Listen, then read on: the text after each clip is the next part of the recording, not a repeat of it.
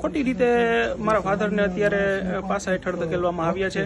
સામાન્ય કલમ છે, બરાબર છે, અને આ કોઈ સામાન્ય કલમ દ્વારા કોઈ ટેબલ જામીન છે, બરાબર, છતાં પણ આ લોકોએ કિનાખોરી રાખીને અમને ગુમરાહ કરીને 3-4 કલાકથી બેસાડેલા અને સવારે અમને જવાબ દેવા માટેની નોટિસ પાઠવેલી અને રાત્રે ઘરેથી જ અમને સમય પહેલા ધરારથી અમને ઉપાડી દીધેલા, બરાબર છે, મારા ફાધરને કે ભાઈ તમે આવું જ પડશે, એમાં નહીં ચાલે, તમે 10 મિનિટમાં છોડી દેશું, એવું કરીને અમને અહીં લઈ અને પછી આવી કાર્યવાહી ધરારથી કરીને પાસા હેઠળ ધકેલા છે. અને આ એકદમ હું કહી શકું કે આ અમારા સમાજ માટે અમે જે કર્યું છે એની માટેની અમારી ઉપર કિન્નાખોરીઓ રાખી છે.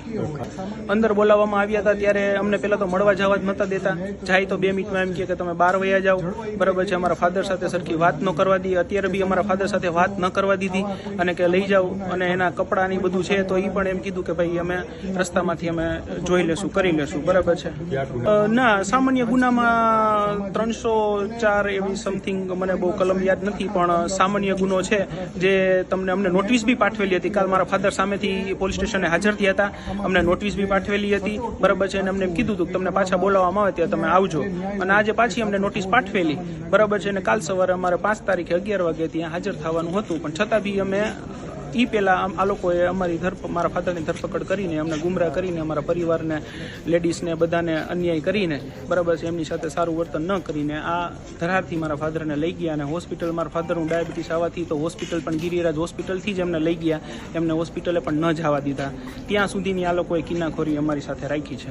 હવે બસ એક જ માંગ છે કે સરકાર આને ન્યાય દેવડાવે, નકર આવનારા સમયમાં અમારો ક્ષત્રિય સમાજ બોડી સંખ્યામાં આમનો જવાબ આપશે એવું અમને લાગે છે. ઘણા આજે બહુ મોટી સંખ્યામાં રાત્રે અત્યારે 12:30 જેવું થઈ ગયું છે, છતાં પણ મોટી સંખ્યામાં પીટી જાડેજાના સમર્થકો અહીં આવેલા છે, બરાબર છે, અને એમને નારા પણ લગાવેલા છે, તમે કહો તો અમે તમારી સાથે છીએ, ત્યાં પણ આવીએ, બરાબર છે. પણ મારા ફાધર છે એ બધા સામાજિક માણસ છે, એ કોઈ આવી રીતે ઉગ્રતા ક્યાંય લાવવા માંગતા નથી, બરાબર છે, પણ જે છે એ ન્યાય મળી રહે અમારી એવી જ ઈચ્છા છે.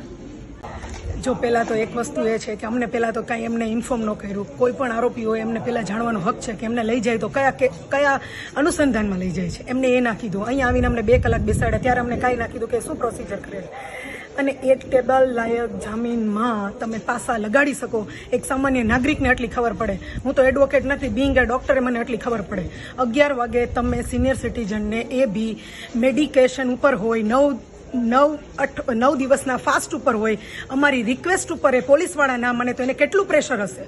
તો આના ઉપરથી ક્યાંક ને ક્યાંક અમને લાગે છે ને કે ઉપરથી પ્રેશર છે, કારણ કે પોલીસવાળા બી ક્યાંક ને ક્યાંક મૂંઝાયેલા છે, એ અમને જવાબ નથી આપી શકતા, નથી અમને કાંઈ અમે કીધું અમને લખીને આપો કે એમને કાંઈ થશે 9 દિવસના ઉપવાસ પછી તો કોણ જવાબદાર રહેશે. એમની પાસે એક પણ જવાબ નથી. અત્યારે અમે એમને કીધું કે તમે આમાં પાસા લગાડી જ ન શકો, તો બી એમની પાસે કાંઈ જવાબ નથી. અને એક સામાન્ય જનતા બધાને ખબર પડે કે જે સરકાર આવા પાસા એક સામાન્ય અગ્રણી ઉપર, સામાન્ય નાગરિક ઉપર લગાડી શકે, જે ક્ષત્રિય સમાજના અગ્રણી છે, જેને આવું આંદોલન ચલાવ્યું છે, તો આની અસર ક્યાંક ને ક્યાંક સરકારે સમજવી જોઈએ કે શું થશે. જે માણસ અંદર જાય ને તો સિંહ જ રહેશે.